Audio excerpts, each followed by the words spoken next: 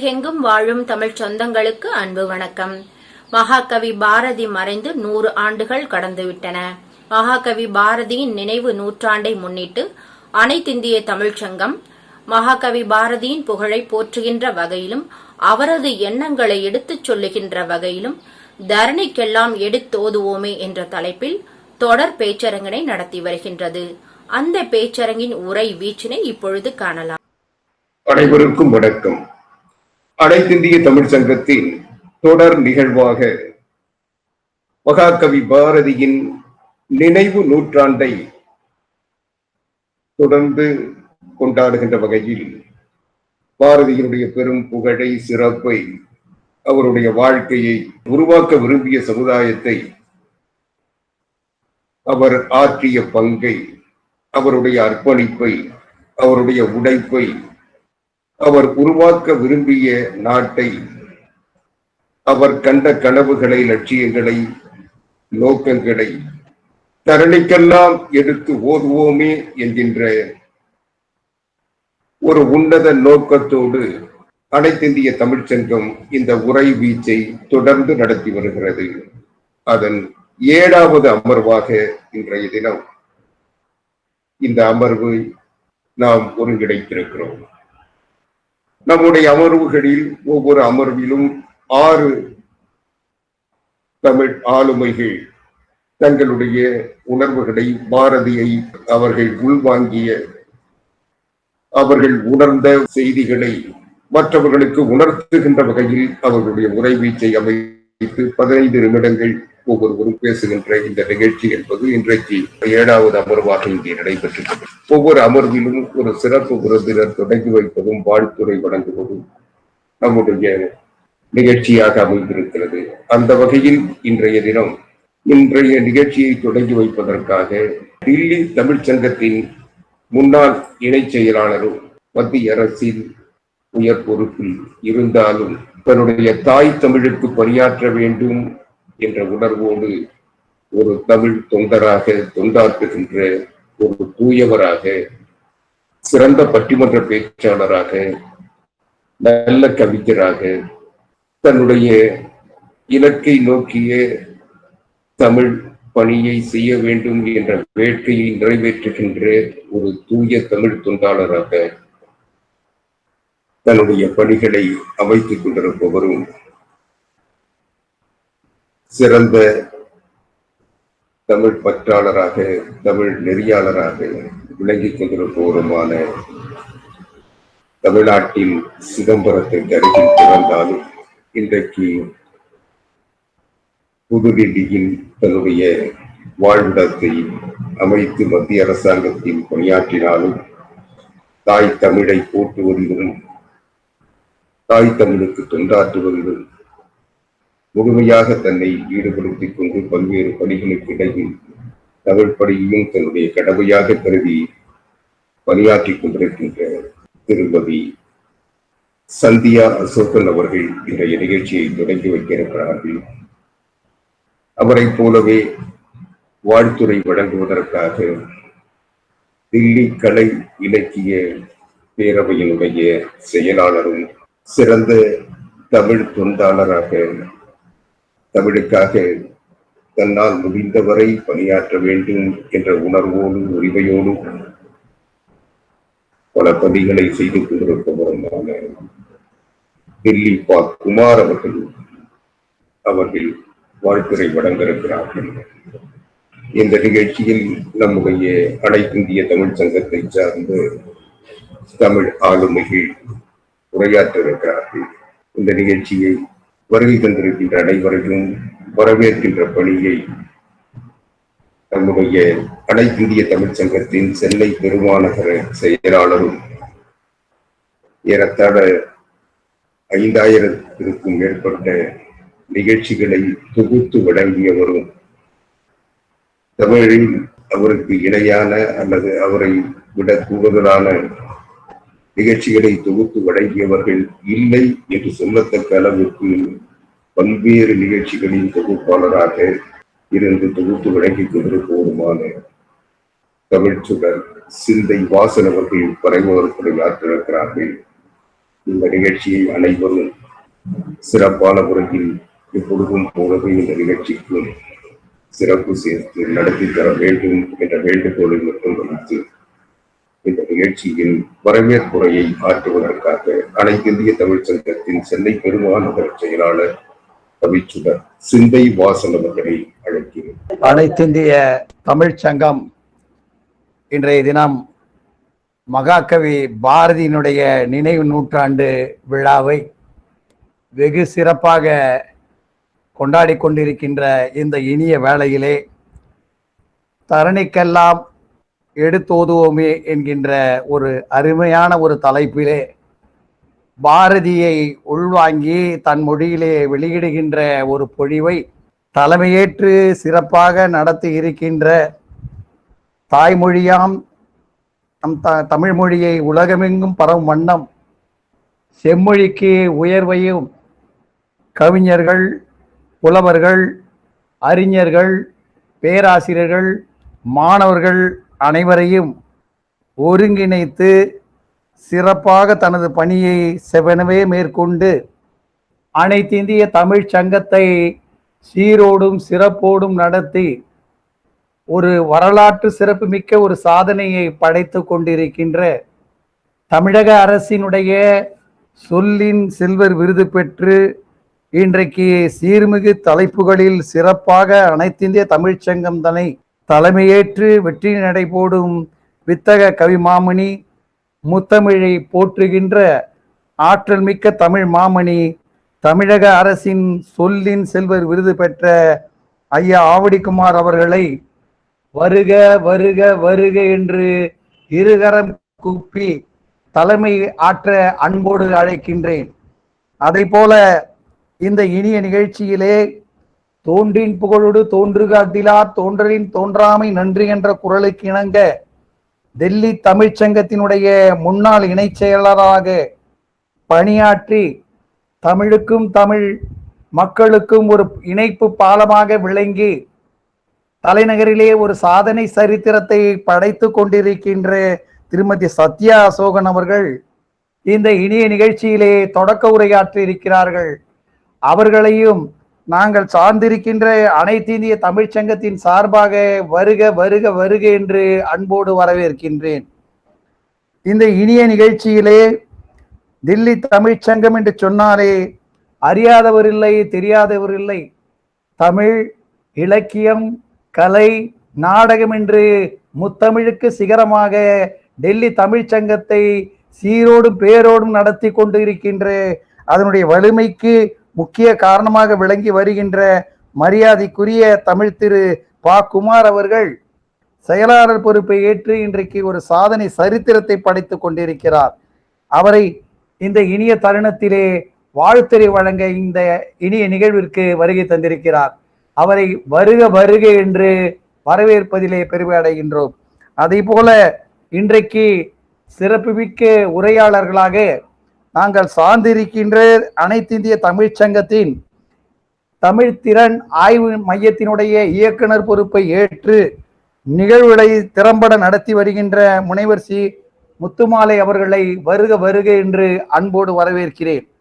இந்த இனிய நிகழ்ச்சியிலே திறம்பட அனைத்து நிகழ்ச்சிகளிலும் கலந்து கொண்டு தனது முத்தாய்ப்பான கருத்துக்களை எடுத்து வைத்து இந்த அனைத்து இந்திய தமிழ்ச்சங்கத்திற்கு சிறப்பினை சேர்த்து வருகின்ற செங்கல்பட்டு மாவட்ட அனைத்து இந்திய தமிழ்ச்சங்கத்தில் வழிநடத்துகின்ற கவிமாமணி எல்லம்மாள் கிருஷ்ணமூர்த்தி அவர்களை வருக வருக என்று அன்போடு வரவேற்கின்றேன்.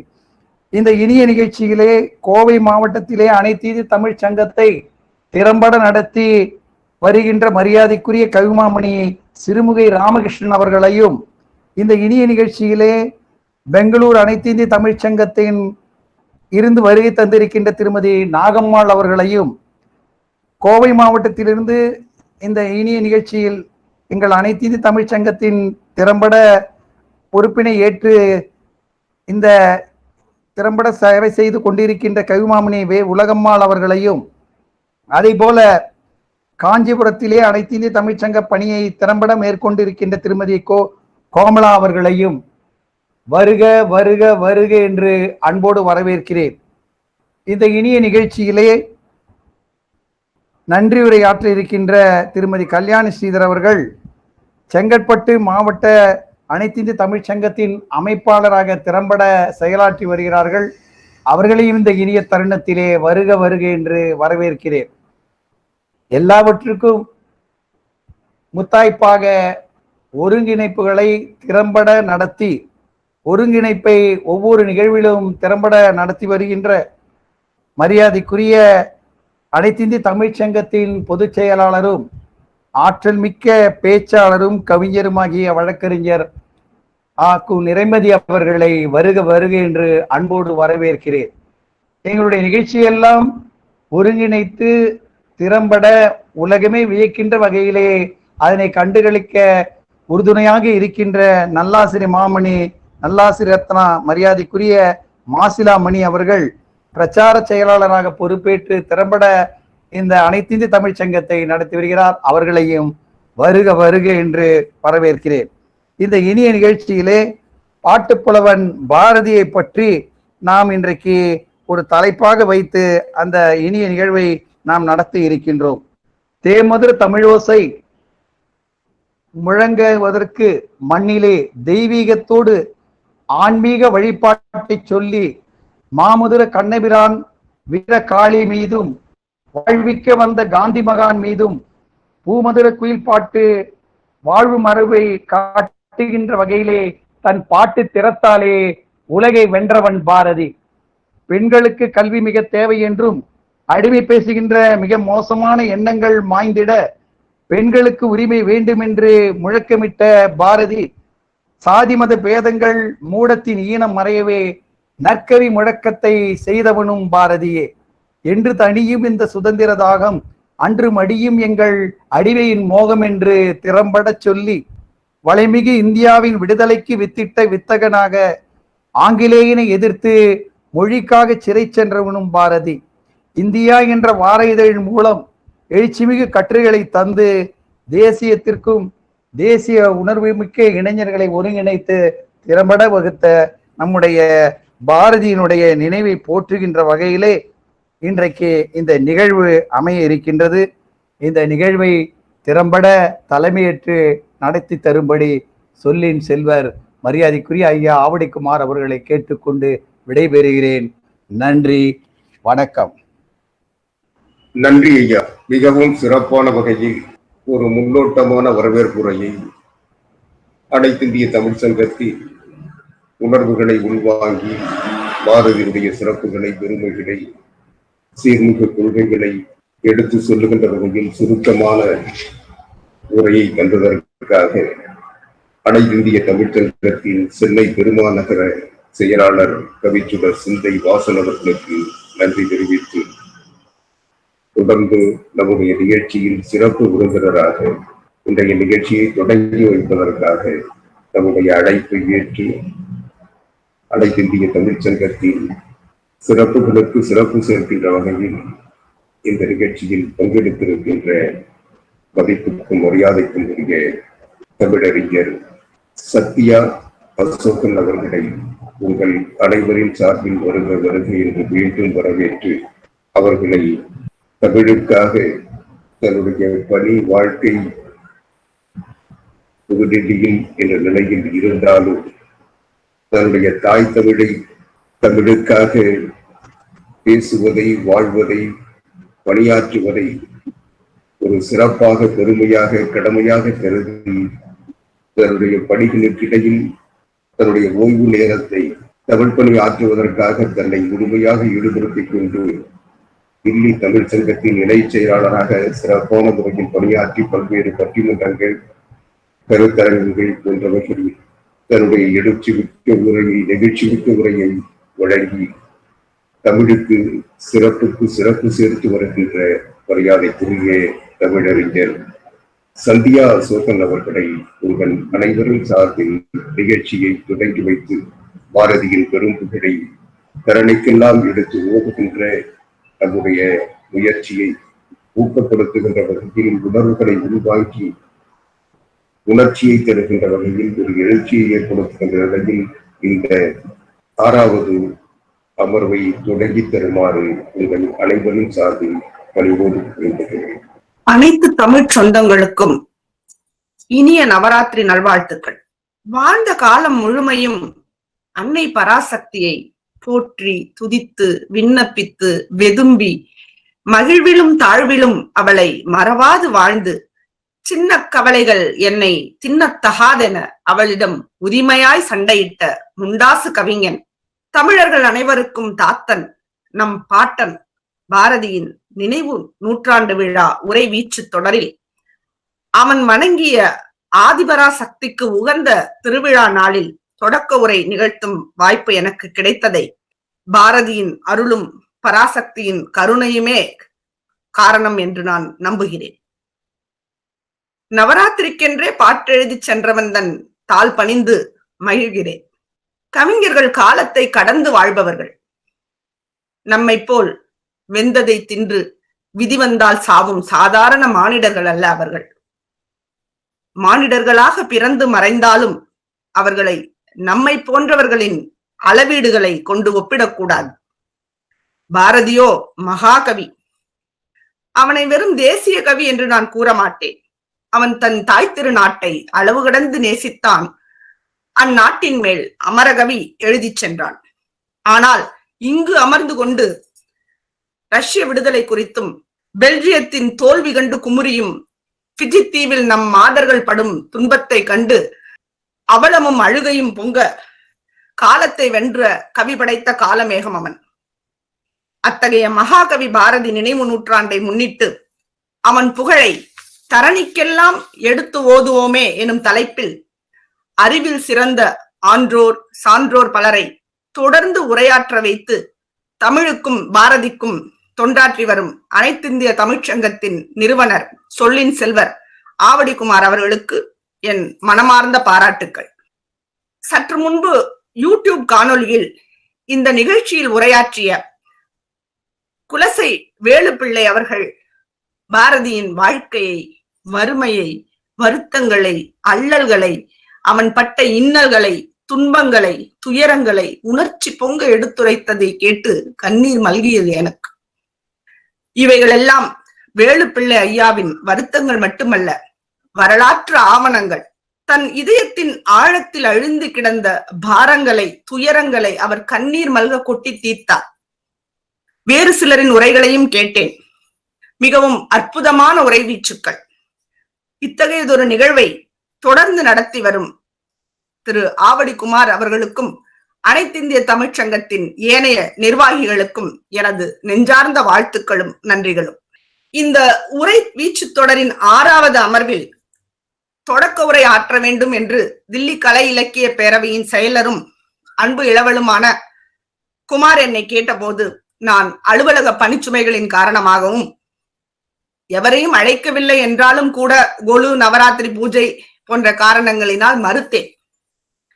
ஆனால் குமாரின் தலையாய பண்புகளில் ஒன்று, மறுத்துவிட்டு எவரும் தப்பிக்க முடியாது.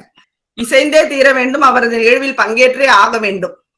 எனவே ஒப்புதல் அளித்தாலும் இப்போது மகிழ்வுடன் நன்றி கூறுகிறேன் பாரதியின் நினைவுகளில் என்னை ஒரு நாள் முழுதும் ஆழ்த்தியதற்காக. ஏனெனில் பாரதி என்பது வெறும் பெயர் அல்ல, அவன் ஒரு சாதாரண கவிஞனும் அல்ல, அது ஒரு மந்திர சொல். அவன் ஒரு மந்திரவாதி. இருந்தபோது இந்த உலகம் அவனை புரிந்து கொள்ளவில்லை. சாதாரண மனிதர்களால் மகான்களுடன் வாழ முடியாது. அவர்களது மகத்துவத்தை உணர்வதும் கடினம். எனவேதான் இருக்கும் போது அவன் அல்லலுற்றான். நம்மை போன்றோர் பிறப்போம், வாழ்வோம், மறைவோம். ஆனால் அவனுக்கோ அழிவு என்பதே இல்லை. ஒரு நூற்றாண்டு மட்டுமல்ல, இன்னும் பல நூற்றாண்டுகள் கடந்தும் அவன் தன் கவிதைகளால் காலத்தை வென்று வாழ்வான். 54 வயதாகும் நான் இந்த உரைக்காக சற்றே யோசித்து பார்க்கிறேன். பாரதி மீது, அவன் கவிதைகளின் மீதான எனது காதல் எப்போது துவங்கியது என்று. பிள்ளை பிராயத்திலே அவன் கொண்ட காதலை போல் அவன் கவிதைகள் மீதான எனது காதலும் பிள்ளை பிராயத்திலேயே துவங்கிவிட்டது என்றுதான் கூற வேண்டும். என் வாழ்க்கையின் ஒவ்வொரு பிராயத்திலும், ஒவ்வொரு காலகட்டத்திலும் அவன் கவிதைகளின் துணையோடுதான் என் காலத்தை நான் கழித்து வந்திருக்கிறேன் என்பதை நான் இப்போது உணர்கிறேன். ஓடுகிற பாம்பை மிதிக்கும் வயதில் அச்சமில்லை அச்சமில்லை என்று பாடி தெரிந்திருக்கிறேன். பாதகம் செய்பவரை கண்டால் பயம் கொள்ளல் ஆகாது பாப்பா, மோதி மிதித்து விடு பாப்பா, அவர் முகத்தில் உமிழ்ந்து விடு பாப்பா என்று எனக்காகத்தான் அவன் பாடி சென்றிருக்கிறான் என்று எண்ணி கழித்து இருக்கிறேன். ரௌத்ரம் பழகு என்று சினம் கொண்டிருக்கிறேன். இளம்பிராயத்திலோ தீர்த்த கரைதனிலே தெற்கு மூலையில் செண்பகத் தோட்டத்திலே என்று பாடி மகிழ்ந்திருக்கிறேன். எதிர்கொள்ள முடியாத பிரச்சனைகளில் சிக்கி தவிக்கும் போது நல்லதோர் வீணை செய்தே அதை நலம் கெட புழுதியில் எறிவதுண்டோ, சொல்லடி சிவசக்தி என்னை சுடர்மிகும் அறிவுடன் படைத்து விட்டாய், வல்லமை தாராயோ என்று குமுறி இருக்கிறேன். மகிழ்ச்சி பொங்கும் தருணத்தில் மழைப்பாட்டும் வீழ்பாட்டும் பாடி மகிழ்ந்திருக்கிறேன். திக்குகளெட்டும் தீம் தருகிட என்று மழையையும் காற்றையும் ரசித்திருக்கிறேன். அமர்ந்து யோசிக்கும் போதுதான் புரிகிறது எனக்கு, வாழ்வின் ஒவ்வொரு கட்டத்திலும் என்னுடன் இல்லை, பாரதியுடனும் அவரது கவிதைகளுடனும் தான் நான் பயணித்துக் கொண்டிருக்கிறேன் என்பது. இன்று இத்தனை புகழோடு வியந்தோதப்படும் பாரதி இருக்கும் போது எவ்வளவு இன்னலுற்றான். ரவீந்திரநாத் தாகூரை வங்காளம் கொண்டாடியது. வாழும் காலத்திலேயே பெரும் புகழோடு நிறைவாழ்வு வாழ்ந்து மறைந்தார் அவர். ஆனால் நாமோ, நாம் என்றால் தமிழர்கள், நமது பொக்கிஷத்தை, பெட்டகத்தை, கருவூலத்தை கண்ணெடுத்தும் பார்க்கவில்லை. வறுமையிலே வாடவிட்டோம், பிழைப்பு தேடி ஓடவிட்டோம், குடும்ப பாரத்தை சுமக்க முடியாமல் தவிக்க விட்டோம். வெறும் 39 வயதில் அவரை நாம் தவறவிட்டோம். அரும் சாதனை புரிந்தவர்களுக்கு அற்ப ஆயுள் என்று கூறலாம். ஏனெனில் அவர்கள் அந்த சொற்ப காலத்திலேயே இந்த புவிக்கு தாங்கள் எதற்காக வந்தார்களோ அந்த வேலையை நிறைவேற்றிவிட்டு சென்று விடுவார்கள். ஆதிசங்கரர், சுவாமி விவேகானந்தர், மகாகவி பாரதி போன்றோர் அதற்கு ஒரு உதாரணம். ஆதிசங்கரரும் சுவாமி விவேகானந்தரும் வாழ்ந்த காலத்தில் வணங்கப்பட்டார்கள், தெய்வத்துள் தெய்வமாக பார்க்கப்பட்டார்கள். ஆனால் பாரதியை பித்தன் என்றும் வெறும் பைத்தியம் என்றும் இந்த வஞ்சக உலகம் கைகொட்டி ஏளனம் செய்தது. பெண் விடுதலை பற்றி பேசியதற்காகவும், மனைவியின் தோளில் கைபோட்டு கடையத்தின் தெருக்களில் நடந்து சென்றதற்காகவும் கைகொட்டி சிரித்தது. இத்துணை வறுமைக்கிடையிலும் வங்காளம், சமஸ்கிருதம், இந்தி பன்மொழி வித்தகனாக திகழ்ந்த அந்த மாபெரும் கவிஞனை காலம் விரட்டி விரட்டி அடித்தது. வெள்ளைக்காரனும் சேர்ந்து விரட்டினான். பையிலே பணமும் கையிலே தங்க காப்பும் இருப்பவர்கள் இயற்கையை ரசிப்பதிலே ஆச்சரியம் ஒன்றுமில்லை. ஆனால் அடுத்த வேளை சோற்றுக்கு என்ன செய்வது என்று தெரியாமல் அந்த கேள்வி பூதாகரமாக நிற்கும் போது பசிக்கு வேப்பம்பழத்தை பொறுக்கி சாப்பிட வேண்டிய நிலையில் இருக்கும் ஒருவன் எத்தனை கோடி இன்பம் வைத்தாய் இறைவா என்று பாடினான் என்றால் அவன் சாதாரண மானிடனா இல்லை சாதாரண கவிஞனா? எப்படி இருக்க முடியும்? அவன் ஒரு யோகியாகத்தானே இருக்க வேண்டும். அப்படிப்பட்டவனால் தான் தீக்குள் விரலை வைத்தால் நந்தலாலா, உன்னை தீண்டும் இன்பம் தோன்றுதடா நந்தலாலா என்று பாட முடியும். நம்மால் முடியுமா? ஒவ்வொரு ஆண்டும் பாரதியின் பிறந்த தினம் அன்று அகில இந்திய வானொலியில் தெற்காசிய நாடுகளுக்கான சேவை பிரிவில் அன்று எனது பணி தினமாக இருந்தால் நான் முதலில் ஒலிக்கவிடும் பாடல் திருச்சி லோகநாதனின் கம்பீர குரலில் வெள்ளி பனிமலையின் மீதுலாவுவோம், அடிமேலை கடல் முழுதும் கப்பல் விடுவோம் என்ற பாடல்தான். அந்த பாடலை எத்துணை முறை கேட்டாலும் ஒவ்வொரு முறையும் என் உடல் சிலிர்க்கும், கண்கள் பனிக்கும். என் கண் முன்னே சித்திர பாரதி பெருமிதத்தோடு உலாவுவான். அவன் ஒரு தீர்க்க தரிசி. அவனது ஒவ்வொரு வார்த்தையும் பலித்துக் கொண்டிருக்கிறது. இன்னமும் மணிக்கணக்கில் அவனது பெருமையை நான் அழுக்காமல் பேசிக்கொண்டே இருப்பேன். ஆனால் அறிவில் சிறந்த ஆன்றோர் பலர் உரையாற்றவிருக்கிறார்கள். தமிழால் பாரதி தகுதி பெற்றதும் தமிழ் பாரதியால் தகுதி பெற்றதும் என்று பாடிச் சென்றார் பாரதிதாசன். ஆனால் பாரதியால் தமிழர் நாம் தகுதி பெற்றோம், நமது புண்ணியம் அவர் பிறந்த தமிழ் குலத்தில் நாம் பிறந்தது என்று கூறி இந்த நல்லதொரு வாய்ப்புக்கு அனைத்து இந்திய தமிழ் சங்கத்திற்கு நன்றி கூறி எனது உரையை நிறைவு செய்கிறேன். நன்றி, வணக்கம். மிக்க மகிழ்ச்சி அம்மா. ஒரு சிறப்பான உரையை மிக மிக சுருக்கமாக ஆனால் நறுக்கு தெரித்தாற்போல் நயம்பட தகுதிமிக்க வார்த்தைகளை தேர்ந்தெடுத்து சிறப்பான வகையில் அதை கோர்த்து ஒரு நிறைவான உரையை வழங்கியதற்காக தமிழறிஞர் மரியாதைக்குரிய சந்தியா அசோகன் அவர்களுக்கு அனைவரின் சார்பில் நெஞ்சம் நிறைந்த நன்றியை தெரிவிக்க விரும்புகிறேன்.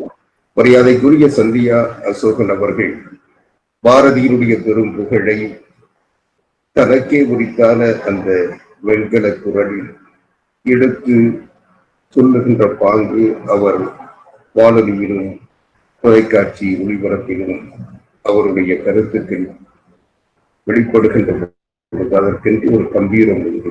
அதே கம்பீரம் இங்கிட்டு குறைபடாமல் இன்றைக்கு நம்முடைய நிகழ்ச்சியில் பங்கெடுத்து நமக்கு பெருமை சேர்க்கின்ற வகையில் பாரதியின் சிறப்புகளை அவருடைய வாய்மொழியில் வழங்கியதற்காக மீண்டும் அவருக்கு நன்றி தெரிவித்து தொடர்ந்து இந்த நிகழ்ச்சிக்கு வாழ்த்துரை வழங்குவதற்காக இன்றைய 6வது அமர்வை பங்கெடுக்கின்ற அனைவரையும் வாழ்த்தி உரையாற்றுவதற்காக தில்லி கலை இலக்கிய பேரவையினுடைய நிறுவனர் செயலாளர் குமார் அவர்கள் தன்னால் முடிந்த வகையிலெல்லாம் தமிழுக்கு பணியாற்ற வேண்டும் என்ற உணர்வு கொண்டவர்.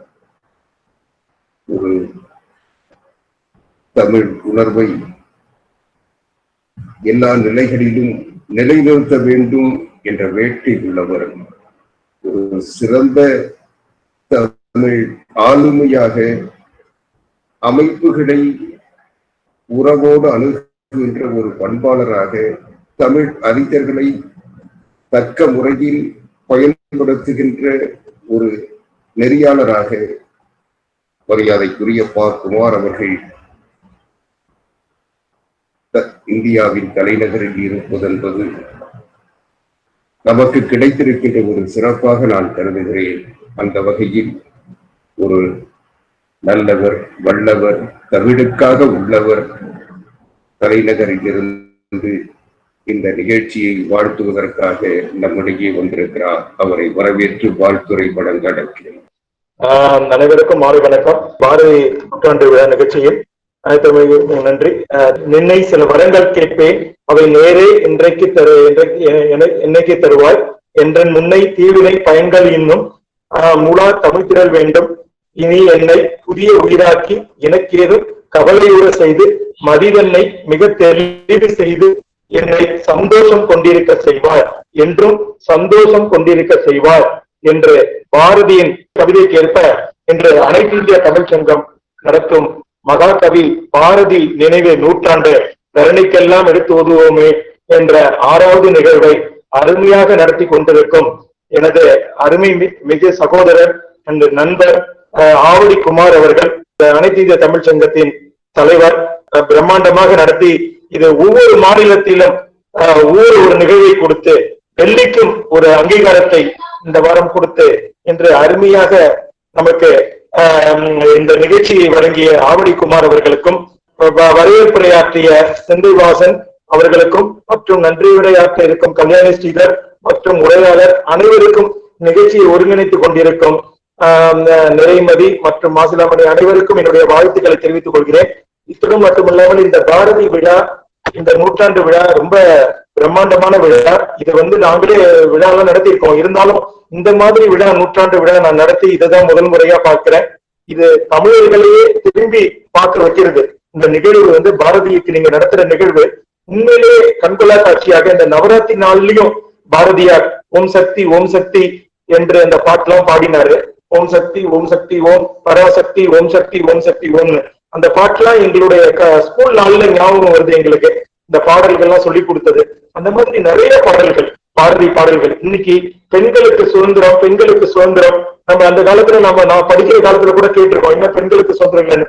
அப்ப கூட நிறைய படங்கள்லாம் வந்தது, பெண்களை அடுப்பூதும் பெண்களுக்கு படிப்பதற்குன்னாங்க. ஆனா இன்னைக்கு அதை மாற்றி பாரதியார் அன்னைக்கே பெண்களுக்கு உரிமை வேண்டும் அப்படின்னு அந்த காலத்திலே சொன்ன போல இந்த காலத்துல பெண்களும் சரிசமமா, ஆண்களுக்கு சரிசமமா இன்னைக்கு நிக்கிறாங்க. காரணம் என்னன்னா இதுக்கெல்லாம் பாரதி தான். அன்னைக்கு பாரதி செஞ்ச கண்ட கனவு தான் இன்னைக்கு நிரந்தரமா பெண்களை நம்ம இந்த மாதிரி பார்க்கிறோம். இல்லைன்னா நம்ம பார்க்க முடியுமா? என்ன அவன் கண்ட கனவு எல்லாமே. சோ அதனால பாரதியை பத்தி நிறைய சொல்லிக்கிட்டே போறதுக்கு நிறைய இருக்கு. ரொம்ப ஆசையா இருக்கு நிறைய. அதே மாதிரி நிறைய பாடல்கள் பாடியிருக்காரு. ஆடுவோமே பள்ளி பாடுவோமே ஆனந்த சுதந்திரம் அடைந்து விட்டோமே என்று சுதந்திர விடுதலை எப்ப அந்த பாட்டெல்லாம் பாடியிருக்காரு. நிறைய சுதந்திர விடுதலை படுவதற்கு. ஆனா அவர் பட்ட கஷ்டங்கள்ல நம்ம துளி கூட படல. அவர் பட்ட கஷ்டங்களுக்கு நம்ம படல. ஆனா எவ்வளவு அவமானங்கள், எவ்வளவு காயங்கள். நம்ம எல்லாம் இது யாராவது ஒருத்தர் ஒண்ணு சொல்லிட்டா நமக்கு அவ்வளவு ஃபீலிங் வருது. ஆனா பாரதியார என்னென்னலாம் பேசியிருக்காங்க. ஆட்ல வீட்டுல இப்போ ஒருவேளை சாப்பாடு கூட இருக்காது. அந்த மாதிரி கஷ்டங்கள்லாம் பட்டு அந்த மாதிரி எல்லாம் பண்ணி அப்ப கூட கவிதை எல்லாம் எழுதி நிறைய புக்கு விற்கிறதுக்கு எல்லாம் நிறைய இது பண்ணி எல்லாம் இது பண்ணுவார், ஏற்பாடு பண்ணுவார். சோ இந்த மாதிரி எல்லாம் நம்ம வந்து பாரதியார் எல்லாம் நம்ம வந்து பார்த்துட்டு இப்ப நம்ம இருக்கிற கவிஞர்கள் எல்லாம் ஈஸியா இருக்காங்க. ஆனா அன்னைக்கு கஷ்டப்பட்ட மாதிரி அவர் யாரும் இது பண்ணல. ஆனா இன்னைக்கு அவர் பட்ட கஷ்டம்தான் இன்னைக்கு நம்ம எல்லாம் நல்லா இருக்கும். இன்னைக்கு அவர் புகழை நம்ம பாடி இந்த ஆவடி குமார் அவர்கள் இன்னும் தரணிக்கெல்லாம் எடுத்து உதவுமேன்னாரு. இன்னும் உலகம் மீண்டும் அதை எடுத்து சென்றுட்டு இருக்காரு. அந்த வகையில நாளைக்கு ஆஸ்திரேலியால இருந்து மகாதேவன் ஒருத்தர் நாளைக்கு வராரு. அவரும் தொடக்க உரையாற்றுறாரு. சோ இந்த நிகழ்ச்சியில் எனக்கு என்னுடைய அழைப்பை ஏற்று வந்திருந்த தொடக்க உரையாற்றிய சத்யா அசோகன் அவர்களுக்கு நன்றி. அது இன்னைக்கு நவராத்திரி காரணமா அவங்க வீட்லயும் கொலு வச்சிருக்காங்க. இருந்தும் நமக்காக இதை வந்து நடத்தி கொடுத்தவங்களுக்கு அந்த அவங்களுக்கு சத்யா மேடம் அவர்களுக்கு நன்றி. அவங்களும் டெல்லி தமிழ் சங்கத்தின் நிறைய பணிகள், பெரிய பெரிய பணிகள் எல்லாம் வகுத்திருக்காங்க. மகளிர் தினம் இன்னும் நிறைய நிகழ்ச்சிகள் எல்லாம் நடத்தி பண்ணிருக்காங்க. சோ ரொம்ப நன்றிமா நீங்க வந்ததுக்கு. சோ இந்த நிகழ்ச்சியை சிறப்பாக நடத்தி கொண்டிருக்கும், மேலும் நல்வழியில் சென்று கொண்டிருக்கும் உங்கள் அனைவருக்கும், உங்கள் குழுக்கள் அனைவருக்கும் என் நெஞ்சார்ந்த நன்றியையும் வாழ்த்துக்களையும் தெரிவித்துக் கொண்டு ஆவடி குமார் அவர்களுக்கு எனது நன்றியினை தெரிவித்துக் கொள்கிறேன். இந்த வாய்ப்புக்கு கொடுத்தமைக்கு மிக்க நன்றி. என்றென்றும் பாரதியார் புகழ் ஓங்கட்டும். வெள்ளி பனி மீது உலாவும், இனிமேல் கடல் மீது கப்பல் விடுவோம், பள்ளி தலை அமைத்தும் கோயில் செய்வோம், எங்கள் பாரத தேசம் என்று பேர் சொல்லுவோம், எங்கள் பாரத தேசம் என்று தோல் கொட்டுவோம் என்று அன்று புகழுக்கேற்ப பாரதியின் வரிகளுக்கேற்ப எனது நிறைவான உரையை முடித்துக் கொள்கிறேன், வாழ்த்துறையை முடித்துக் கொள்கிறேன். நன்றி, வணக்கம். மிக்க நன்றி ஐயா. இன்றைய தினம் இந்த அமர்வை நம்முடைய இந்தியாவின் தலைநகரில் இருந்து தொடங்க வேண்டும் என்று விரும்பினோம். அதற்கு ஏற்புடைய வகையில் மரியாதைக்குரிய தில்லி கலை இலக்கிய பேரவையினுடைய செயலாளர், மரியாதைக்குரிய அருமை சகோதரர் குமார் அவர்கள், மரியாதைக்குரிய சந்தியா அசோகன் அவர்களை அதற்கு பொருத்தமானவர் என்பதை உணர்ந்து அதை எனக்கு உணர்த்தி அவர்களை அழைத்து சொன்னார்கள். இன்றைக்கு நவராத்திரி என்பதால் அவரால் பங்கேற்க முடியுமா என்ற ஒரு ஐயம் அவரிடத்தில் இருந்த நேரத்தில் கூட இன்றைக்கு அனைத்திந்திய தமிழ் சங்கத்தினுடைய அழைப்பை ஏற்க வேண்டும் என்ற உணர்வோடு பாரதியுடைய பெரும் புகழை நம்மோடு இணைந்து ஓத வேண்டும் என்ற எண்ணத்தின் காரணமாக இதில் பங்கேற்க செய்கின்றார்கள். அதற்காக அவருக்கு மீண்டும் நன்றி தெரிவித்து அவரை அறிமுகப்படுத்தி அவருக்கு இந்த தொடக்க உரையை ஆற்ற வேண்டும் என்று இன்றைய நிகழ்வை தொடங்கி வைப்பதற்கு முறையான ஒருவரை தந்ததற்காக மரியாதைக்குரிய குமார் அவர்களுக்கு மீண்டும் நன்றி தெரிவிக்கிறேன். தொடர்ந்து நம்முடைய தரணிக்கெல்லாம் எடுத்து ஓதுவோமே என்ற பாரதியின் பெரும் புகழை பேசுவதற்காக நம்முடைய உரைவீச்சை, 6வது உரைவீச்சை, உள்ளத்தில் உண்மை ஒளி உண்டாயின் வாக்கினிலே ஒளி உண்டாகும், வெள்ளத்தின் பெருக்கை போல் கடை பெருக்கும் கவி பெருக்கும் மேவுமாயின், பள்ளத்தில் வீழ்ந்திருக்கும் குருடரெல்லாம் விழி பெற்று பதவி கொள்வார், சொல்லுற்ற தமிழின் சுவை கண்டார், இங்கு அமரர் சிறப்பு கண்டார் என்று பாரதி சொன்னானே, அதை போல இன்றைக்கு அமரர் சிறப்பை பெறுகின்ற பேற்றை இந்த நிகழ்ச்சியில் பங்கெடுக்கின்றவர்கள் எல்லாம் பெற்றிருக்கிறோம். ஏனென்றால் இங்கே பேசுகின்ற நம்முடைய மரியாதைக்குரிய தமிழறிஞர் சந்தியா அசோகன் அவர்கள் நம்முடைய நிகழ்ச்சிகளை பார்த்து விட்டு அதில் பேசியவர்களை எல்லாம், அவருடைய பேச்சுக்களை எல்லாம் கோடிட்டு காட்டுகின்ற பொழுது நம்முடைய முயற்சி என்பது சரியான திசையில் ஒரு பாதுகாப்பான ஆவணமாக அதை உருவாக்கி கொண்டிருக்கிறோம் என்ற ஒரு மன நிறைவு நமக்கு ஏற்படுகிறது. ஏனென்றால் நாம் ஏதோ ஒரு நிகழ்ச்சி நடத்துகிறோம், அது இத்தோடு முடித்து விட்டது என்ற நிலை இல்லாமல் இன்றைக்கு எத்தனை பேர் பங்கேற்கிறார்கள் என்று கூட எண்ணாமல் நாம் இந்த நிகழ்ச்சியை நடத்தி கொண்டிருக்கிறோம். அதற்கு காரணம், இதை நாம் ஆவணப்படுத்துகின்ற பொழுது இந்த ஆவணத்தை எப்பொழுது வேண்டுமானாலும் யார் வேண்டுமானாலும் பார்ப்பார்கள் என்ற ஒரு எதிர்பார்ப்பை நாம் வைத்திருந்தோம். அந்த எதிர்பார்ப்பு எந்த அளவுக்கு சரியானது என்பதை நம்முடைய சந்தியா அசோகன் அவர்கள் பேசுகின்ற பொழுது நம்மால் உணர முடிந்தது. வேலுப்பிள்ளை அவர்கள் முதல் அமர்வில் பேசுகின்ற பொழுது அவர் பேசிய அந்த பேச்சு இன்றைக்கு அதை கேட்கின்ற மரியாதைக்குரிய சந்தியா அசோகன் அவர்களுக்கு கண்ணீர் வரவழைத்திருக்கிறது என்றால் நாம் பாரதியை பற்றி பேசுகின்ற அனைத்து இந்திய தமிழ் சங்கத்தை சார்ந்தவர்கள் எவ்வளவு உணர்வு பூர்வமாக தங்களுடைய உள்வாங்கிய செய்திகளை வெளிப்படுத்தி இருக்கிறார்கள் என்பதை என்னால் உணர முடிகிறது.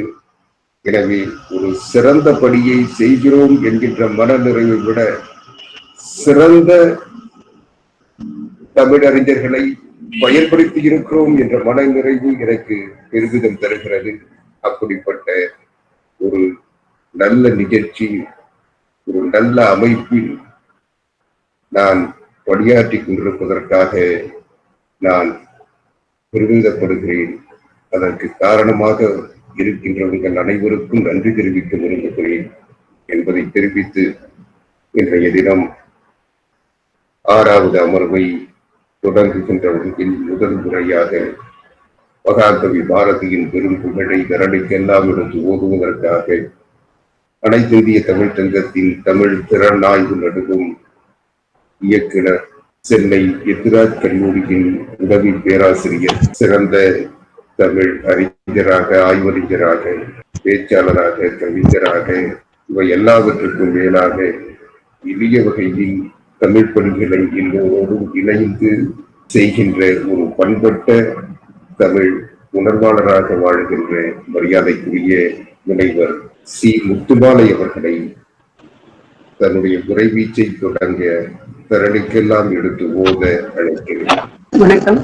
அனைத்து இந்திய தமிழ்ச்சங்கத்தின் தலைவர் ஐயா அவர்களுக்கும், துணை தலைவர்களுக்கும், செயலாளர் அவர்களுக்கும், வரவேற்புரை, தொடக்க உரை, வாழ்த்துரை நல்கிய ஆளுமைகளுக்கும் என்னுடைய வணக்கத்தை தெரிவித்துக் கொள்கிறேன். மகாகவி பாரதியார் காலம் நமக்கு அளித்த கருவூலம். இக்கருவூலத்தை தமிழ் மக்களிடையே கொண்டு செல்லும் நோக்கில் தரணிக்கெல்லாம் எடுத்தோதுவோமே என்று பாரதியின் புகழ் பாடும் பேச்சரங்கத்தை நடத்தி வரும் நம் அனைத்து இந்திய தமிழ்ச்சங்கத்திற்கு முதற்கண் என் நன்றியையும் வாழ்த்தினையும் தெரிவித்துக் கொள்கிறேன். பாரதியார் 40 வயது கூட முழுமையாக வாழ்ந்திடாதவர். 20 ஆண்டு இளமைக்குள் பல்வேறு பரிணாமங்களை கொண்டவர்.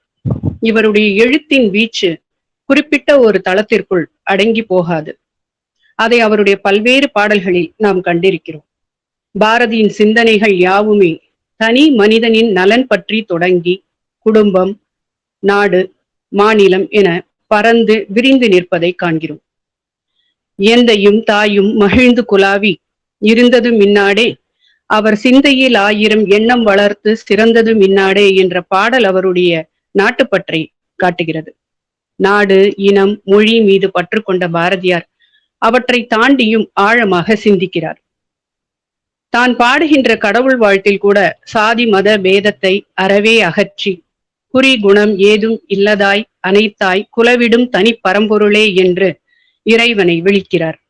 எல்லோரும் ஓர் குலம், எல்லோரும் ஓரினம், எல்லோரும் ஓர் நிறை, எல்லோரும் ஓர் விலை, எல்லோரும் இந்நாட்டு மன்னர் என்று எப்பொழுதுமே மனிதநேய மாண்புடன் மிளிர்ந்தவர் பாரதியார். தனி ஒருவனுக்கு உணவில்லை எனில் ஜகத்தினை அழித்திடுவோம் என்று உறுதிபட கூறுகிறார்.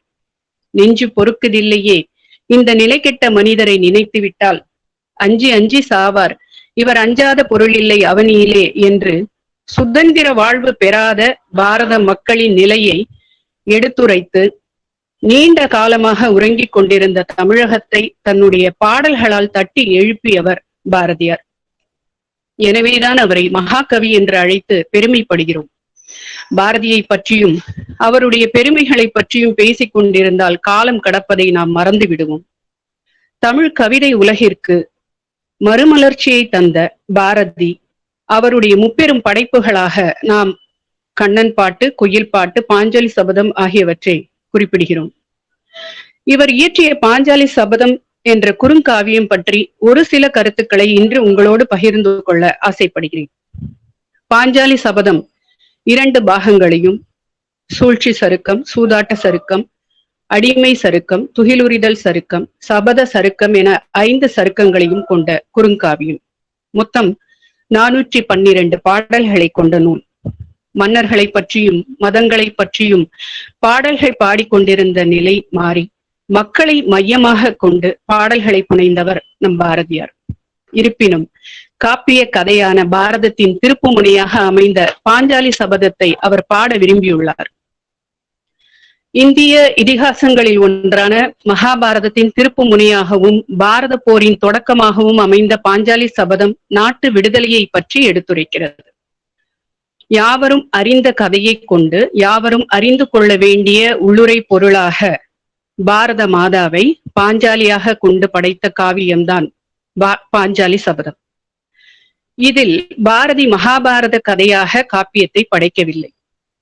இந்திய விடுதலை போராட்டத்தை பாரத போராகவும், பாஞ்சாலியை பாரத மாதாவாகவும், கௌரவர்களை வெள்ளையர்களாகவும், இந்திய நாட்டு மக்களை பாண்டவர்களை இந்திய நாட்டு மக்களாகவும் படைத்து உருவகப்படுத்தி படைத்த காப்பியம்தான் இந்த பாஞ்சாலி சபதம். இதனுடைய கதை அமைப்பை பார்த்தோம் என்றால், பாண்டவர்களுடைய வாழ்வை கண்டு பொறாமைப்பட்ட துரியோதனனின் வேண்டுகோளுக்கு ஏற்ப சூழ்ச்சி செய்து சகுனி சூதாட அழைக்கிறான். பாண்டவர்கள் சூதாடுகிறார்கள். சூதாடிய தருமன் சகுனியின் சூழ்ச்சியில் விழுகிறான். சூழ்ச்சியில் விழுந்த தருமன் சூதாட்டத்தில் தோல்வி பெற்ற பிறகு அடிமையாக பாஞ்சாலி சபைக்கு இழுத்து வரப்படுகிறாள். இழுத்து வரப்பட்டு துகில் உரியப்படுகிறாள். கண்ணனுடைய அருளால் அவளுடைய துகில் வளர்கிறது. துச்சாதனனுடைய ரத்தத்தையும் துரியோதனனுடைய ரத்தத்தையும் கலந்து எண்ணெயாக பூசி என்னுடைய கூந்தலை முடிப்பேன் என்று அவள் சபதம் மேற்கொள்கிறாள். இந்நேரத்தில் ஐம்பெரும் பூதங்கள் இப்புவி தருமனுக்கே என்று சாட்சி அளிக்கும்படி பேரொளி எழ கதை முடிவடைகிறது. இக்கதை நாம் எல்லோரும் அறிந்த ஒன்றே. சபையில் திரௌபதி இழுத்து வரப்படும் பொழுது அவையில் உள்ளோரை பார்த்து, திரௌபதி, பெண்டீர் தமியுடையீர், பெண்களோடு பிறந்தீர், பெண் பாவம் அன்றோ, பெரியவசை கொள்வீரோ, கண் பார்க்க வேண்டும் என்று கையெடுத்து கும்பிடுவாள். மானிட சமுதாயம் மீதுள்ள நம்பிக்கையை அகற்றி இனி மனிதர்களால் எந்த உதவியும் கிடைக்கப் போவதில்லை என்பதை உணர்ந்த பிறகு கண்ணனை வேண்டுகிறாள். அன்று தீய நல் இரணியன் உடல் பிளந்தாய், நம்பி உனதடி தொழுதேன், என்னை நான் அழியாது இங்கு காத்தருள்வாய் என்று வேண்டுகிறாள். இவையெல்லாம் இக்காப்பியத்தில் நம் நெஞ்சை தொடும் சில இடங்கள். பெண் அடிமை தீர்ந்தாலே நாடு விடுதலை பெற்றுவிடும் என்ற கருத்தை வலியுறுத்தவே பாரதியார் பாஞ்சாலி சபதத்தை பாடியுள்ளார். இக்காப்பியத்தில் வீமன், அர்ஜுனன் போன்றோரும் சபதம் மேற்கொள்கின்றனர். இருப்பினும் விழுந்து கிடக்கின்ற பெண் சமுதாயத்தின் குரலாக பாரதி பாஞ்சாலியின் சபதத்தை மையமாக கொண்டு இக்காப்பியத்தை பாடுகிறார். மண்ணாசையை அடிப்படையாக கொண்டு கதை பின்னப்பட்டிருந்தாலும் பாஞ்சாலி துகிலுரியப்படும் காட்சியை பாரதியார் தேசியத்தின் கோபமாகவே காட்டுகிறார். அடிமை தலையை தகர்க்க எழும் பாரத சக்தியாக பாரதியால் படைக்கப்பட்டவள்தான் இந்த பாஞ்சாலி. சகுனியின் சதியால் பணைய பொருளாக வைக்கப்படுகிறாள். பாஞ்சாலி பணைய பொருளாக வைக்கப்படுகின்ற செயலை பாரதியார் நல் யாகத்தில் படைக்கப்படுகின்ற வேள்வி பொருளை எச்சில் தேடி அலையும் நாய்க்கு முன்னர் வைப்பது போன்றுள்ளது என்கிறார். மேலும் செருப்புக்கு தோல் வேண்டியே இங்கு கொல்வரோ செல்வ குழந்தையினை என்று கேள்வி கேட்கிறார். பாஞ்சாலியை பணயமாக வைத்து விளையாடுவது என்பது செருப்புக்கு தோல் வேண்டுவதற்காக நல்ல குழந்தையை கொல்வது போன்றுள்ளது என்று குறிப்பிடுகிறார். தன்னை அரசவைக்கு அழைக்க வந்த தேர்ப்பாகனிடம் பாஞ்சாலி எதிர்த்து கேள்வி கேட்கிறாள். யார் சொன்ன வார்த்தையடா, சூதர் சபைதனிலே தொல்சீர் மரக்குலத்து மாதர் வருதல் மரபோடா என்று அவனை எதிர்த்து கேள்வி கேட்ட பாஞ்சாலி, மன்னர் சௌரியம் விழுந்திடும் முன்னரே இங்கு சாத்திரம் செத்து கிடக்குமோ என்று பாஞ்சாலியினுடைய எதிர்ப்பு குரலையும் பாரதியார் பதிவு செய்கிறார். பாஞ்சாலியை தன் கணவன்மார்களையும் கௌரவர்களையும் எதிர்த்து கேள்வி கேட்பவளாக படைத்து பாரதி பெண் உரிமையை நிலைநாட்ட விரும்புகிறார். தன் கணவன்மார்களை என்னை பணயமாக வைத்து விளையாட உங்களுக்கு என்ன உரிமை என்று கேள்வி கேட்கிறாள் பாஞ்சாலி. பாஞ்சாலியை துச்சாதனன் இழுத்து வருகின்ற காட்சியை பார்க்கும் பொழுது இரண்டு பக்கமும் நின்று வேடிக்கை பார்த்து கொண்டிருந்த மக்களை பாரதியார் நெட்டை மரங்கள் என்றும் வீரமில்லா நாய்கள் என்றும் குறிப்பிடுகிறார். அவர்கள் அழுது புலம்புகின்ற அந்த செயலை, அதாவது பயனில்லாத அந்த புலம்பலை பெட்டை புலம்பல் என்று சாடுகிறார் பாரதியார். தருமத்தின் வாழ்வுதனை சூதுக்கவும் தருமம் மறுபடி வெல்லும் என்ற உயர்ந்த கருத்தினை மையமாக கொண்டு படைக்கப்பட்டது இக்குறுங்காவியம். மகாபாரத கதாபாத்திரங்களை கொண்டு எழுதப்பட்ட பாஞ்சாலி சபதத்தில் கதாபாத்திரங்கள் எல்லாம் தனக்குள்ளே ஒரு யுத்தத்தை நித்தம் நிகழ்த்தி கொண்டிருப்பதை நாம் காண முடியும். இந்த கதாபாத்திரங்கள் எல்லோருக்குமே அவரவர்கள் செயலுக்கு தர்மம் என்று சொல்வதற்கு ஒரு காரணம் இருந்தது. நாம் மிகவும் பரிதாபமாக கருதப்படுகின்ற ஒரு கதாபாத்திரமாக கருதப்படுகின்ற கர்ணன் தன்னுடைய வீரத்தை அடையாளப்படுத்துவதற்கு முடியாமல் இறுதியில் செஞ்சோற்று கடனுக்காக துரியோதனன் பக்கம் சேர்கிறான். அதே போல சூழ்ச்சியை கையில் கொண்டு வம்சத்தை அழிக்க நினைத்த சகுனி தன்னுடன் பிறந்தவளாகிய காந்தாரியின் வாழ்க்கை இருண்டு போனதற்கு பழி தீர்க்கிறான். இப்படி ஒவ்வொரு கதாபாத்திரங்களுமே அவரவர் செயல்களுக்கு சரியான காரணத்தை சொல்வதை இந்த காப்பியத்தில் அவர் பதிவு செய்வதையும் நாம் காண முடியும். விதிமுறைகளை வகுத்து வாழ்க்கை நடத்துவது சரியான செயல்தான். ஆனால் அதே விதிமுறைகள் நாம் வாழும் சூழலையும் நம்மை சேர்ந்தோரையும் பாதித்து அழித்துவிடும் என்றால் அந்த விதிமுறைகளை விதிவிலக்காக்குவது நல்லது என்ற கருத்தை தான் இக்காப்பியம் வலியுறுத்துகிறது. நாம் எதை சரி என்று எண்ணுகிறோமோ அதற்கு ஒரு எதிரான கருத்தும் நிலவும் என்ற கருத்தை நாம் ஏற்றுக்கொண்டே ஆக வேண்டும். இதை இக்காப்பியத்தின் பல்வேறு கதாபாத்திரங்கள் மூலமாக பாரதியார் நமக்கு சுட்டி காட்டியிருப்பார். இந்த பாஞ்சாலி சபதம் என்ற நூலினை படிப்பதால் விடுதலை வேட்கை மற்றும் சமநிலை சமுதாயத்தை படைத்தல் போன்ற உணர்வுகள் நமக்கு ஏற்படும். இந்நூலின் மற்றொரு சிறப்பு என்னவென்றால், பண்டிதர்களினுடைய மொழி நடையிலிருந்து வேறுபட்டு எளிய பதங்கள் கொண்டு மக்கள் விரும்பும் வகையில் பாடல்களை பாடியிருப்பார் பாரதியார். பெண் உரிமையை பெண் வாயாலேயே கேட்க வைத்திருப்பதுதான் இக்காப்பியத்தின் வெற்றி. பழைய நிகழ்வை சமகால சமுதாயத்தின் அடிப்படையில், சமகால சமுதாயத்தின் உணர்வின் அடிப்படையில் படைத்துள்ள பாஞ்சாலி சபதத்தின் சிறப்பினை நாம் தரணிக்கு எடுத்தோத வேண்டும். கடவுள், நாடு, தமிழ், தமிழர், விடுதலை வேட்கை, பெண் உரிமை, பாஞ்சாலி சபதம், கண்ணன் பாட்டு, குயில் பாட்டு என்று பல தலைப்புகளில் பாரதியார் பாடல்களை பாடியிருக்கிறார். அவர் அன்பின் ஊற்றானவர், அறிவில் சிறந்தவர், மனிதநேய செம்மல். எனவே அவருடைய புகழ் என்றும் நிலைத்து வாழும் என்பதில் ஐயமில்லை. பட்டினி கிடந்து பசியால் மெலிந்து பாழ்பட நேர்ந்திடினும், கட்டி இழுத்து கால்கை முறிந்து அங்கம் பிளந்து இழந்து துடித்திடினும் பொங்கு தமிழை பேச மறப்பேனோ என்று தமிழ் மீது பற்று கொண்ட பாரதியை பற்றி பேசுவது நம் அனைவருக்கும் கிடைத்த பாக்கியம். விழுந்து விடாத வீரம், மண்டியிடாத மானம், இவை இரண்டும் தான் அந்த மகாகவி விரும்பியவை. பாரதி தரணிக்கு எடுத்தோத நினைத்த சில கருத்துக்களை பாஞ்சாலி சபதம் என்ற குறுங்காப்பியத்தின் வழி இன்று உங்களோடு பகிர்ந்து கொண்டதில் பெரும் மகிழ்ச்சி அடைகிறேன். இந்த நல்வாய்ப்பினை எனக்கு நல்கிய அனைத்து நல் உள்ளங்களுக்கும் நன்றி கூறி இந்நேரத்தில் விடைபெறுகிறேன். நன்றி, வணக்கம். மிக்க மகிழ்ச்சி அம்மா. ஒரு நிறைவாக பாஞ்சாலி சபதத்தில் பாரதி சொல்ல வந்த செய்திகளை எல்லாம் சுருக்கமாக, அதே நேரம் அதில் பொதிர்ந்திருந்த உட்பொருளை குறைவுபடாமல் எடுத்து நிறைவாக தன்னுடைய உரையை ஆற்றி தந்ததற்காக முனைவர் சி. முத்துமாலை அவர்களுக்கு நன்றி தெரிவித்து, ஒரு நல்ல நிறைவான பாஞ்சாலி சபதத்தின் பாரதி கையாண்ட சுக்கடி சுருக்கத்தை சுவைபட சொல்வதற்காக மீண்டும் அவருக்கு நன்றி தெரிவித்து,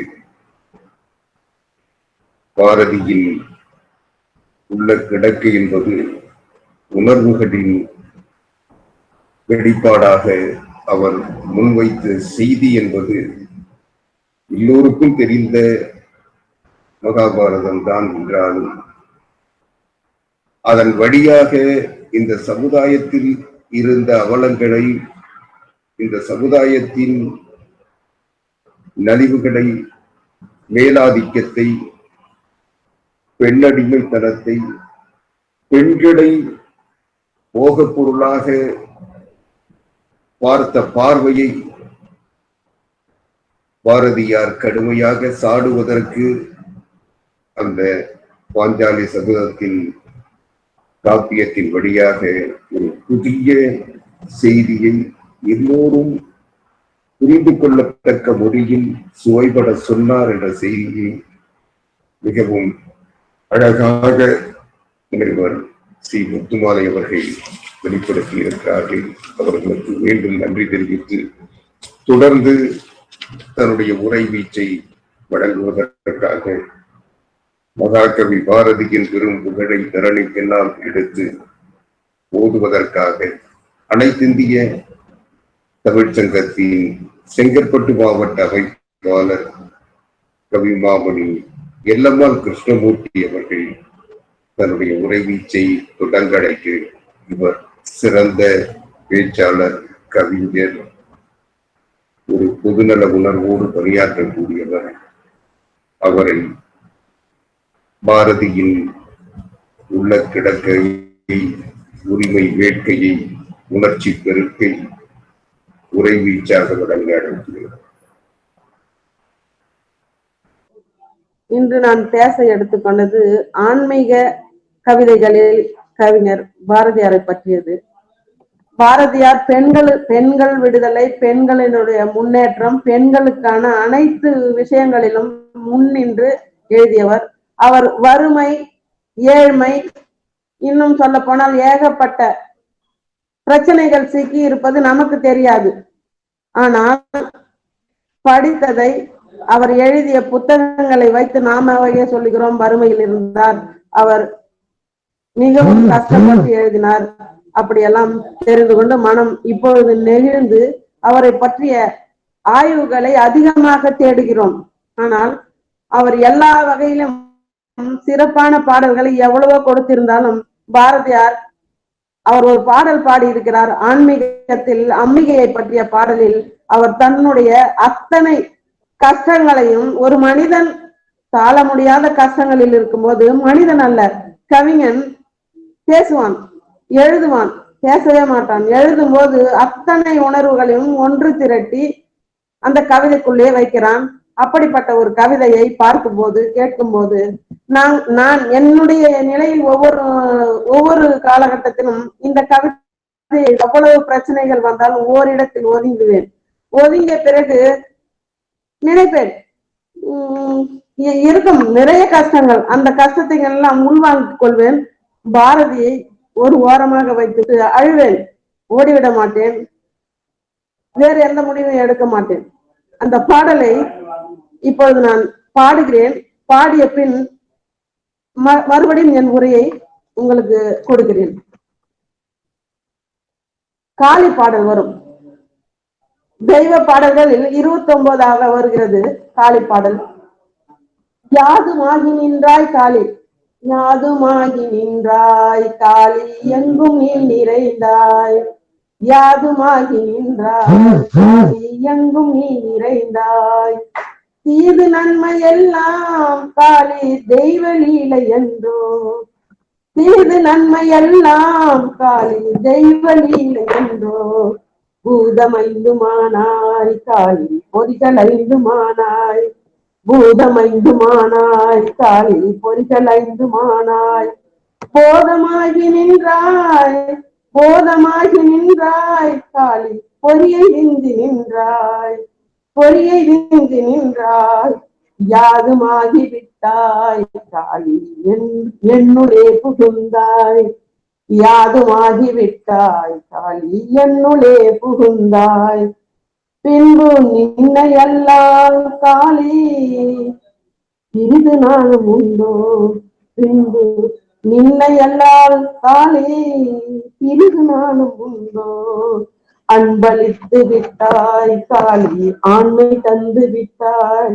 அன்பளித்து விட்டாய் காளி, ஆண்மை தந்து விட்டாய்.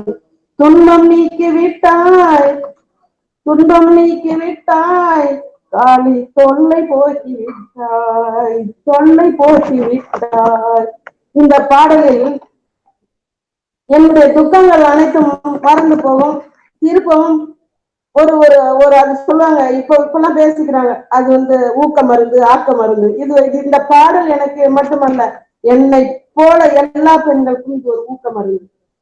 யாதுமாகி நின்றாய். அப்போ யார் பாரதியார்? யார் கவிஞனா? மனிதனா, ஏழையா, பணக்காரனா, ராஜாவா? அவன் சிம்மாசனமிட்ட கவிஞன். எட்டயபுரத்து பழியை துடைத்தவன். எட்டப்பனின் இடத்தில் மண்ணில் பிறந்த ஒரு விஷயத்திற்காக அந்த இடத்தை பரிசுத்தமாக்கிய மகா மகா மகா மேதை. மனசு வலிக்கும் போதெல்லாம் நாம் எழுதும் கவிதைகள் மக்களின் ஒவ்வொரு நிமிடத்தையும் வாழ்வை மேல் நோக்கி கொண்டு செல்லும் அழகான வரிகள். அவன் சொல்லுகிறான், தீக்குள் விரலை விட்டால் இன்னை தீண்டும் இன்பம் தோன்றுதடா என்று கூறுகிறான். நாம் விடுவோமா? நாம் விட்டால் சுடும். அவன் விடுகிறான் என்றால் எந்த அளவுக்கு அவன் அந்த கடவுளை அவனை 1000 தரம் சொல்லலாம், கோடி தரம் சொல்லலாம், அனுபவித்து சொல்லலாம். அவன் கடவுள். அப்படிப்பட்ட ஒரு கடவுளை நாம் தொட்டு கும்பிட்டு வணங்கி நூல்களை எழுதலாம். ஒவ்வொரு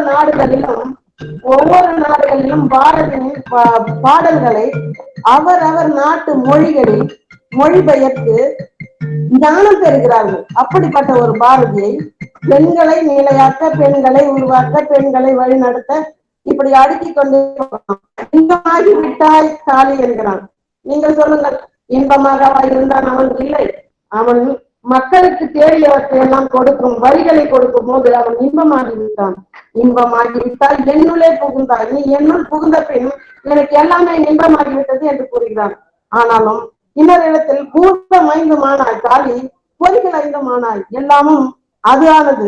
ஆனால் காளியிடம் ஒரு காணி நிலம் கேட்டு காளி தரவில்லை. காரணம் என்ன தெரியுமா? இந்த இடத்தில் நாம் கவனிக்கப்பட வேண்டியது, அவன் யாதுமாகி நிற்க வேண்டிய ஒரு சூழலில் ஒரு காணியை கொடுத்து அவனை ஓரமாக்க விரும்பவில்லை.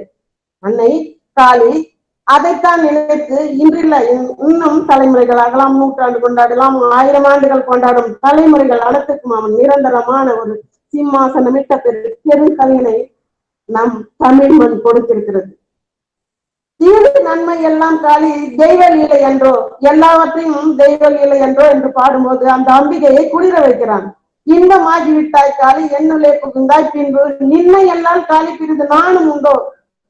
நீ இல்லைன்னா நான் இல்லை. ஆனால் இத்தனை பாடிக்கொண்டு அன்பளித்து விட்டாய் காளி, ஆண்மை தந்து விட்டாய். அவர் ஆன்மீகத்தில் எல்லா கடவுள்களையும் பாடியிருக்கிறார். அன்பளித்து விட்டாய், எனக்கு அன்பு கொடுத்துட்ட காளி, ஆண்மை தந்து விட்டாய். ஏன் ஆண்மை கடவுள்களிடம் சொல்லவே இல்லை. அவர் காளியிடம் தான் சொல்றாய், ஆண்மை தந்து விட்டாய். எனக்கு இதுல நான் என்னுடைய சித்தருக்கு இது எட்டாத விஷயம். ஆண்மையை அது எப்படி பெண் தெய்வத்தால் கொடுக்க முடியும் என்று ஒரு ஆண்மகன் சொல்லுகிறான். தாயை அதிகம் நேசிப்பவன் சொல்லலாம். கவிஞன் சொல்லுகிறான் என்றால் அவனுள் அந்த பெண்களினுடைய வளர்ச்சி, அந்த பெண்மைக்கு கொடுக்க வேண்டிய மரியாதை, அந்த பெண்மையினுடைய ஒவ்வொரு அவர்களுடைய அவமதிக்கின்ற அந்த காலகட்டத்தில் எல்லாம் பெண்களினுடைய அவமதிப்பை உள்வாங்கி நொந்து நூலாகி அவன் தன்னிச்சையாக சுதந்திரமாக தரணிக்கு கொடுத்த பெரிய ஒரு சாட்டை அடியது.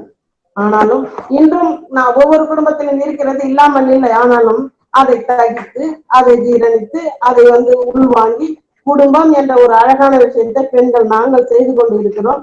அது எங்களுக்கு பெருமையாகவே இருக்கிறது. எனக்கு ஒவ்வொரு நிலையிலும் நான் இந்த பாடலை தான் எடுத்துக்கொள்வேன். இந்த பாடல் பாடி முடிக்கும் போதெல்லாம் எனக்கு மனசு அதாவது பூஸ்டர்ன்றாங்க, 1008 உணர்வுகள் இருக்கிறது. குடிக்கிறாங்கள அந்த மாதிரி ஒரு சில விஷயங்கள் இருக்கிறது. அதை விட 100 மடங்கான எனர்ஜி அந்த ஒரு அது எல்லாருக்கும் புரியறதுக்காக அந்த சொல் வந்தது. ஆண்மை தந்து விட்டாய் என்று காளியிடம் சொல்லும் போது, ஈஸ்வரா நீ எனக்கு ஆண்மை தந்து விட்டாய், பிள்ளையாரப்பா ஆண்மை தந்து விட்டாய் சொல்லவில்லை. அந்த அளவுக்கு அந்த தெய்வத்தின் மீது அத்தனை அருமையான ஒரு தன்னம்பிக்கை என்று, துன்பம் நீக்கி விட்டாய் காளி, தொல்லை போக்கி விட்டாய் என்று கூறுகிறார். நீங்கள் சொல்லுங்கள், அவர் இறக்கும் வரையில் வறுமையில் இருந்தவர். ஆனால் இந்த ஒரு இடத்தில் துன்பம் நீங்கி விட்டதா? அவர் குடும்ப துன்பத்தை சொல்லவில்லை, உலக துன்பம் அது அப்படிப்பட்ட விஷயங்களாக இருக்குமா? வறுமை போக்கி விட்டாய் அப்படின்னு, தொல்லை போக்கி விட்டாய் என்றால் அது என்ன சொல்லையை? பரவாயில்லை, இதுவும் எனக்கு புரியவில்லை. நான் என்னுடைய சித்தருக்கு இதெல்லாம் கேட்டதில்லை. இன்னொரு விஷயத்தில் சொல்லுகிறேன். தீக்குள் விரலை விட்டால் தீண்டும் என்றும் இன்பம் தோன்றுதடா என்று கூறியிருக்கிறார். அதே போல் கிருஷ்ண பரமாத்மா அவரும் தானே கடலில் இறங்கினார். அவர் சொல்லுவாரு, ஐயா சேகர் ஐயா அவங்க சொல்லுவாங்க, அவங்க 4 பேர் அந்த கிருஷ்ணர் போய் கடல்ல இறங்கிட்டாரு, அம்பு விட்டு ராமர் இறந்தாரு. ஆனா அதே ஒரு நிலையில் தான் பாரதியார் யானை உதைக்கவில்லை, அவர் அந்த இடத்தில் சரணாகதி. அப்படி ஒரு இறை நிலையின் அமரத்துவத்தை பெற்ற என் இனிய என் மனம் முழுவதுமாக ஆக்கிரமிப்பு செய்த பாரதி இறை தத்துவத்தை நிறைத்து விட்டு போய்விட்டார். அப்படிப்பட்ட ஒரு என்னுடைய ஒரு உரை வீச்சு எனக்கு கிடைத்ததில் நான் ரொம்ப பெருமைப்படுகிறேன். நான் எந்த எழுதி வைக்கவில்லை, ஏன்னா இந்த அளவுக்கு எனக்கு உணர்வுகள். அவரு ஒரு எனக்கு 6வது படிக்கும்போது புதுவை மாநிலத்தில் ஒரு பள்ளியில் படித்தேன். அப்பொழுது எங்கள் தமிழ் ஆசிரியனுடைய என்னுடைய இத்தனை அழகான, நானே சொல்லிக்கிறேன், நானும் இருக்கலாம், அவர் சொல்லுவார், என்னை பார்த்து தனியாக விசாரிப்பார், உன்னுடைய எழுத்து, உன்னுடைய பேச்சு, உன்னுடைய கருத்து நல்லா இருக்கிறது. பாரதிதாசனுடைய கவியரங்கம் ஆண்டு விழா வருகிறது, பாரதிதாசனுடைய கவிதை ஒண்ணு கொடிகாத்த குமரன் பத்தி எழுத சொல்லியிருந்தாங்க. அவர் பாரதிதாசன் புள்ளர், அவரு மன்னன் கொடுக்குறாரு பரிசு 73ல, நீ எழுதுற, நீ தான் பரிசு வாங்குறேன்னா. சரிங்க ஐயா, நான் எழுதுனேன். கொடிகாத்த குமரன்ல ஒரு எழுதணும், நல்லா எழுதணும், அதை நான் மறந்துட்டேன், ஆனால் அந்த 4 வரி வச்சிருக்கிறேன். அதுக்கு மன்னன் ஐயா பரிசு கொடுக்குறாரு, வாங்குறேன். நான் ரொம்ப நெகிழ்ந்துட்டேன், எனக்கு அப்ப தெரியாது. அப்புறம் திருப்பி அவர் சொன்னாரு, மறுநாள் நீ பாரதியார் பத்தி 4 வரி எழுது அப்படின்னா. நான் எழுதின 4 வரி, முண்டாசு தலையில் முளைத்த காதல், முகத்திரு கண்கள் விழித்த காதல், நீண்ட நெடு மூக்கில் உதிர்ந்த காதல், நிறைந்த வாய் கவியில் நிலைத்த காதல். அப்படி ஒரு 4 வரி எழுதி கொடுத்தேன். அவரு ரொம்ப பாராட்டினார் தமிழை. அவருடைய அத்தனை எனக்கு அந்த ஊக்குவிப்பு, எனக்கு உங்களிடம் நான் நேரடியாகவே பேசுற ஒரு காலம் வந்தது. பேசிவிட்டேன், எனக்கு நேரம் நிறைவாகி விட்டது என்று தெரிந்து கொண்டேன். எனக்கு வாய்ப்பளித்த அனைவருக்கும் நன்றி. சுருக்கமான வகையில் பல்வேறு செய்திகளை தன்னுடைய வாழ்க்கையில், தன்னுடைய மாணவ பருவத்தில் மனதில் பதிந்த பாரதி நினைவுகளை எல்லாம் அவருக்கே உரித்தான மொழிநடையில் பல்வேறு செய்திகளோடு அனைத்திந்திய தமிழ் சங்கத்தின் செங்கற்பட்டு மாவட்ட அமைப்பாளர் எல்லம்மாள் கிருஷ்ணமூர்த்தி அவர்கள் எடுத்து வைத்தார்கள். அவர் தன்னுடைய பேச்சில் பாரதி காளியிடம் வரம் கேட்டான், ஆண்மை வேண்டும் என்று பெண் கடவுளிடத்திலே கேட்டான் என்று. எனவே பாரதி பெண்மையை போற்றினான் என்பது மட்டுமல்ல, பெண் கடவுள்களை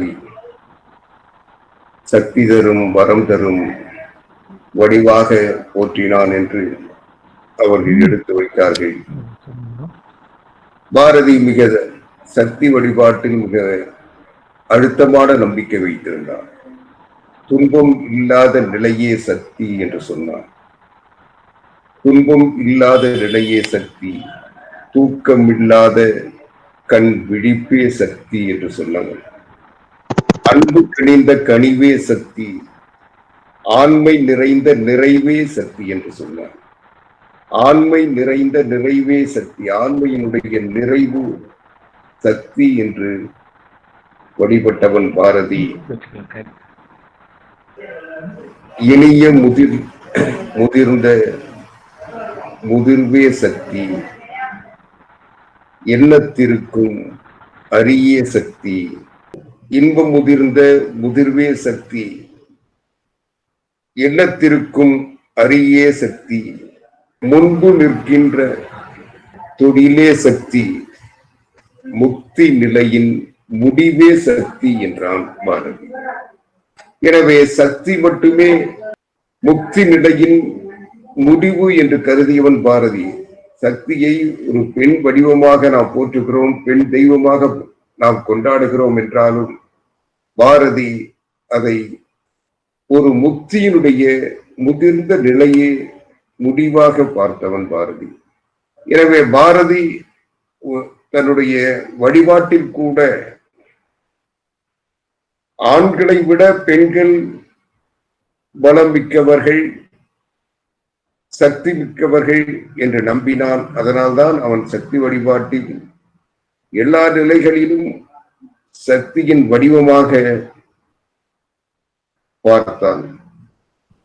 எனவே அப்படிப்பட்ட ஒரு பார்வையை இல்லம்மாள் கிருஷ்ணமூர்த்தி அவர்கள் மிகவும் சிறப்பான வகையில் பாரதியை பற்றி எடுத்து வைத்ததற்காக அவருக்கு நன்றி தெரிவித்து, மகாகவி பாரதியின் பெரும்புகழை உலகுக்கெல்லாம் எடுத்தோதுவோமே என்ற இந்த உரைவீச்சின் தொடர்ச்சியினை அடுத்த காணொளியில் காணலாம்.